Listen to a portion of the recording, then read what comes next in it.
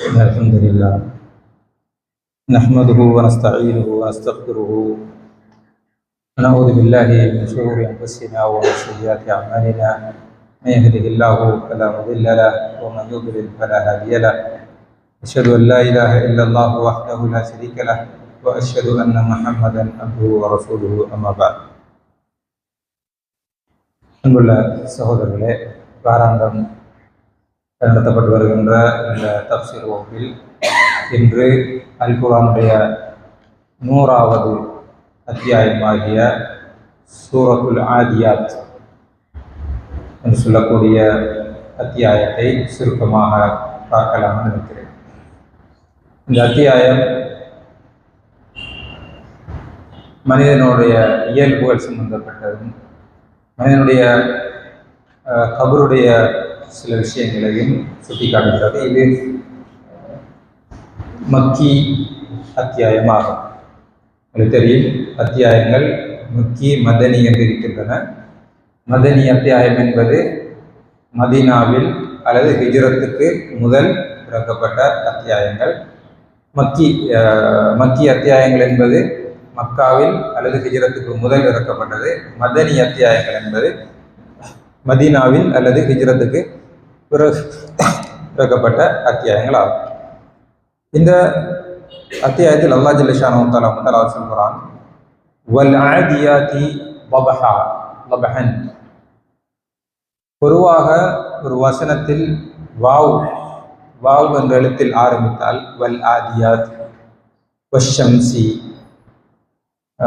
வல்லைலி என்று இப்படி வாவில் ஒரு வசனம் ஸ்டார்ட் ஆகினா அந்த வாவுக்கு அர்த்தம் சத்தியம் என்பதாகும்.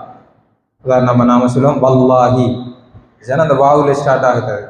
அப்போ வல்லாஹி என்ற அல்லாஹின் மீது சத்தியமாக. அதே போன்று இங்க வல் ஆதியாத், ஆதியாத்துகள் மீது சத்தியமாக. அல் ஆதியாத் என்றா வேகமாக செல்லக்கூடியவை, அடர்ந்து ஏறி செல்லக்கூடியவை என்பது அர்த்தமாகும்.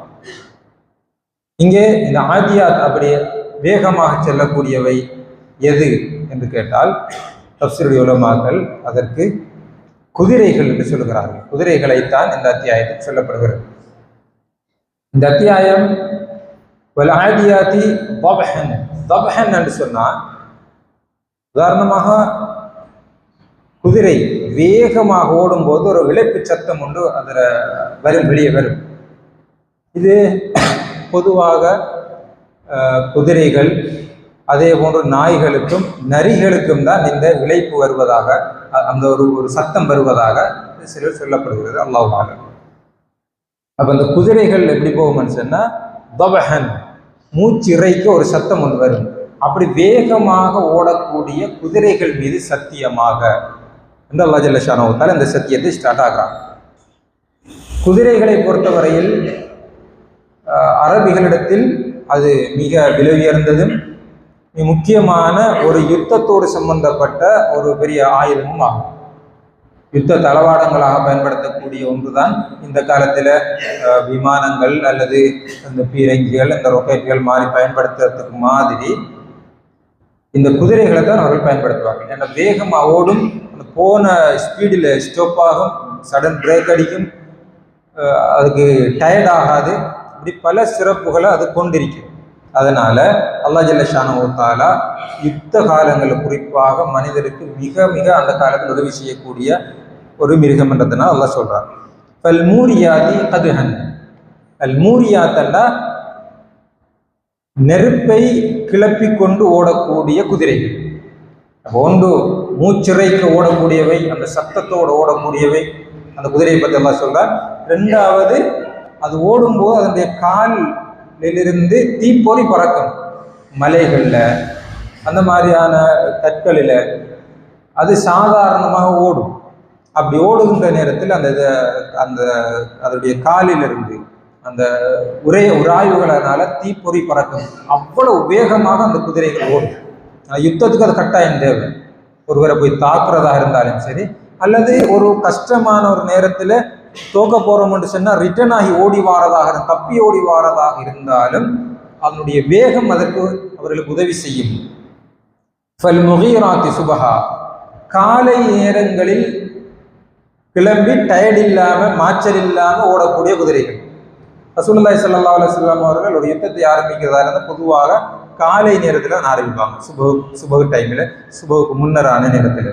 ஏன்னா அந்த நேரத்தில் அல்லாஹ் ஜல்ல ஷானஹு வ தஆலா இந்த நேரத்துக்கு பரக்கத் வச்சிருக்கிறான். அதனால ரசூலுல்லாஹி ஸல்லல்லாஹு அலைஹி வஸல்லம் அவங்க சுபஹ் தொழுதாங்கன்னா சூரியன் உதிக்கும் வரையும் பள்ளிவாசல் இருந்து திக்ர்கள் செய்து துஆக்கள் செய்து காலை மாலை அஸ்கார்கள் எல்லாம் செய்து சூரியன் உதிச்சதுக்கு பிறகுதான் பள்ளியிலிருந்து வெளியே போவாங்க. ஏன்னா அதில் ஒரு பரக்கத் இருக்கு. அதனால நம்ம ஆட்கள் சொல்லுவாங்க சுபஹுக்கு பிறகு தூங்கப்படான்னு சொல்லி. சுபஹுக்கு பிறகு தூங்கக்கூடாது என்று ஹதீஸில் இல்லை, அப்படி ஒரு தடையும் இல்லை. இருந்தாலும் நம்மளோட முன்னோர்கள் அப்படி ஒரு வழக்கத்தை கொண்டு வந்திருக்கிறாங்கன்னா அந்த நேரம் பரக்கத்தான நேரம், காலை நேரம். ரசூலுல்லாஹி ஸல்லல்லாஹு அலைஹி வஸல்லம் சொல்லிக்கிறாங்க, அல்லாஹும்ம பாரிக் லி உம்மதி ஃபீ புகூரிஹா, என்னுடைய உம்மத்துக்கு காலை நேரத்தில் பரக்கத் செய்வாயாக. உலமாக்கள் சொல்லுவாங்க துர்ஸகுல் உம்மது ஃபீ புகூரிஹா, காலை நேரத்தில் அல்லாஹ்வுடைய ரிஸ்குகள் பகிர்ந்தளிக்கப்படுகிறது என்று உலமாக்கள் சொல்லுவாங்க. அதனால சுபஹுக்கு பிறகு உள்ள நேரம் தூங்குவதற்குரிய நேரம் இல்லை என்பது எங்களுடைய முன்னோர்கள் சொல்லி வச்சுக்கிறாங்க. இப்போ அந்த பழக்கம் வந்துச்சு, சுபஹுக்கு பிறகு தூங்குறோம். ஏன்னா இரவுல லேட் ஆகி தூங்குறதுனால சுபஹுக்கு பிறகு அந்த டைம் கொஞ்சம் தூங்கணும். அப்போ இரவுல நேரத்தோட தூங்கினோம்னு சொன்னால் சுபஹுக்கு பிறகு தூங்க வேண்டிய அவசியம் இல்லை. சுபஹுக்கு பிறகு உள்ள நேரத்தில் நாம் எங்களோட வேலையை ஆரம்பிப்பதில் அல்லாஹ் ஜல்ல ஷானஹு வ தஆலா பரக்கத்தை வைத்திருக்கிறான் என்று ரசூலுல்லாஹி ஸல்லல்லாஹு அலைஹி வஸல்லம் சொல்றாங்க. ஃபஅஸர்ன பிஹி நஃஅன், எப்படி அது புழுதி, அதாவது நெருப்பை கிளப்பி கொண்டு தீப்பொறிகளை கிளப்பி கொண்டு ஓடுகிறதோ அதே போன்று பாலைவனங்களில் ஓடுற நேரத்தில் புழுதியை கிளப்பி கொண்டு ஓடும். அவ்வளவு இந்த வேகத்தை தான் சொல்லப்படுது. நபிஹி ஜம்அன், அப்படி போய் அது பயராது எதிரிகளுக்கு. யுத்த களங்கள்ல எதிரிகளுக்கு நடுவில் போய் நின்று அது யுத்தம் செய்யும். அந்த காலத்தில் யுத்தம் என்பது வாள்களால் செய்யப்படக்கூடிய யுத்தம். அது வாள் வெட்டுகளுக்கு பயப்படாது, நடுவில் நின்று சுத்தி சுத்தி சுத்தி அந்த வீரனுக்கு அது உதவி செய்யும் என்று அல்லாஹ் ஜல்ல ஷானஹு வ தஆலா 5 இடத்துல சத்தியம் சொல்றார். والعاديات ضبحا فالموريات قدحا فالمغيرات سبحا فأثرن به جمعا فوسطن به نقعا فوسطن به جمعا. 5 குதிரைகளுடைய 5 பண்புகள்ல சத்தியம் செய்றார்.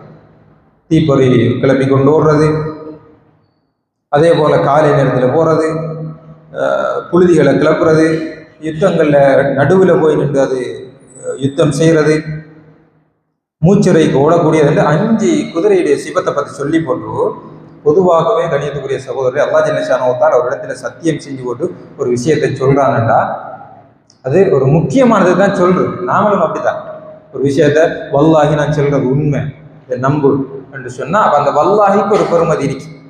அல்லாஹ் ஜல்ல ஷானஹு வ தஆலா இங்க இவைகளின் மீது சத்தியம் செய்து, பொதுவாக மனிதன் சத்தியம் செய்கின்ற போது அல்லாஹின் மீது மட்டும்தான் சத்தியம் செய்யணும்.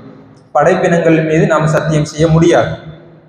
தலை அறிய, இல்லாடி பள்ளிவாசல் அறிய, நான் இருக்கிற பூமி அறிய, அல்லது இதன் மீது சத்தியமாக, பூமியின் மீது சத்தியமாக, பிள்ளையின் மீது சத்தியமாக, கபன் சீலையின் மீது சத்தியமாக, அப்படி இப்படி படைப்பினங்கள் மீது மனிதன் சத்தியம் செய்ய முடியாது. அல்லாஹ் ஜல்ல ஷானஹு வ தஆலா அவனை மட்டும்தான், அவனுடைய சிவத்துகளை மட்டும்தான் சத்தியம் செய்ய முடியும். அல்லாஹ் ஜல்ல ஷானஹு வ தஆலா படைப்பினங்கள் மீது சத்தியம் செய்வான்.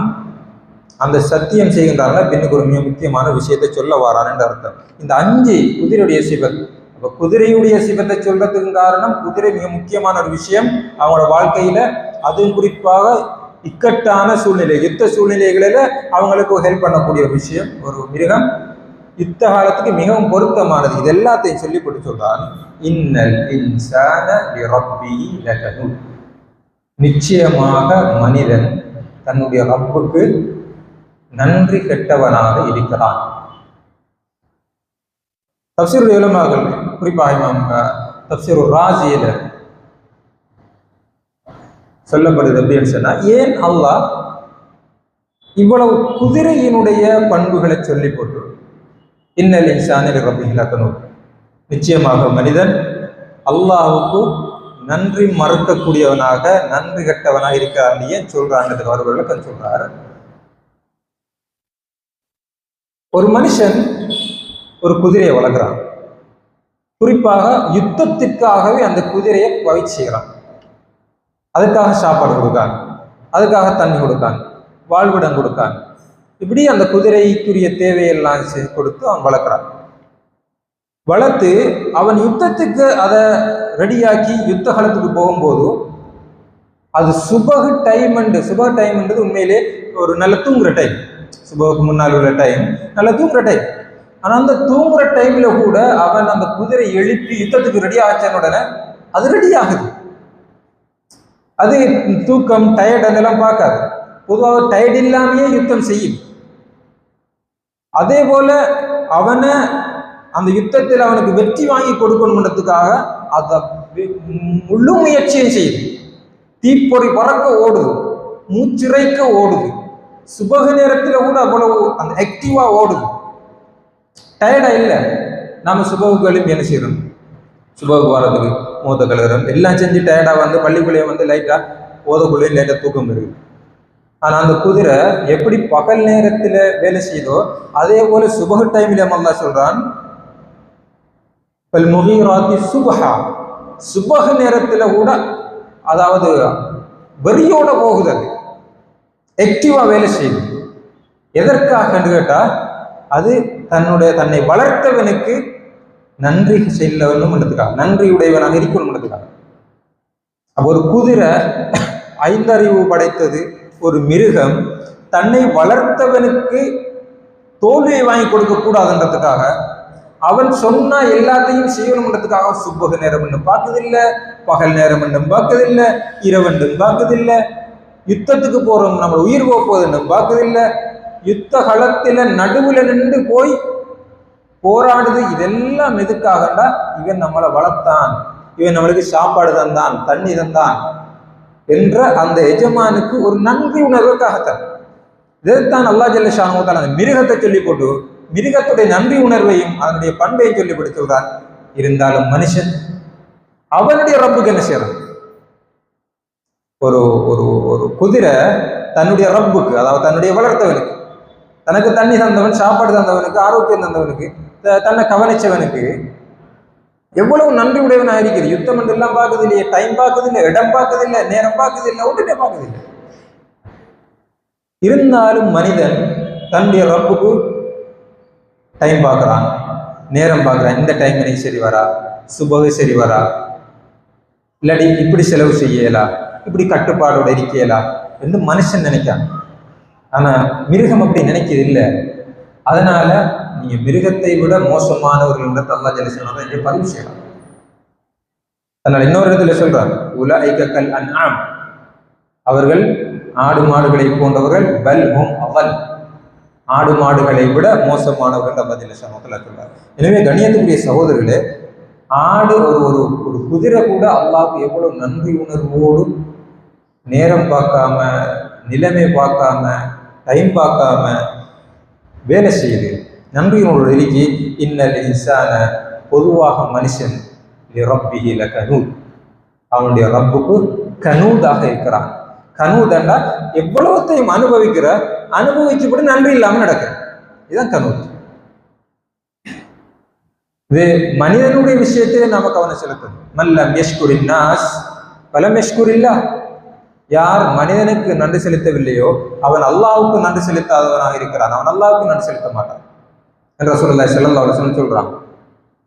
அப்போ ஒரு மிருகத்தை விட நாம மோசமா இருப்போம். எப்பண்டா ஒரு கொஞ்சம் டைமுக்கு தொழுறதுக்கு அவனுக்கு டைம் இல்லை, சுபஹ் எழும்புறதுக்கு கஷ்டம், ஒரு தர்மம் செய்யறதுக்கு அவனுக்கு அல்லாஹ் தந்தத்திலிருந்து கொஞ்சம் செலவு செய்யறதுக்கு விருப்பம் இல்லை, கொஞ்ச நேரத்துக்கு ஒரு ஏதாவது நல்ல விஷயங்களை பேசுறதுக்கும் படிக்கிறதுக்கும் அவனுக்கு டைம் இல்லை, அல்லாஹ்வுக்காக ஏதாவது விட்டு கொடுக்கறதுக்கு டைம் இல்லை, அல்லாஹ்வுக்காக கொஞ்சம் தியாகம் செஞ்சு ஏதாவது செய்யறதுக்கு அவனுக்கு டைம் இல்லை, அவனோட ஆரோக்கியத்தை கொஞ்சம் அல்லாஹ்வுக்காக பயன்படுறதுக்கு அவனுக்கு டைம் இல்லைண்டா இவன் இந்த மிருகத்தை விட மோசமானதை சொல்ல வரதுதான் அல்லாஹ் ஜல்ல ஷானஹு தஆலா இன்னல் இன்சான ரப்பிஹி லகனூத் வ இன்னஹு அலா ஸாலிக லஷஹீத், அதற்கு அவனே சாட்சியாகவும் இருக்கிறான்.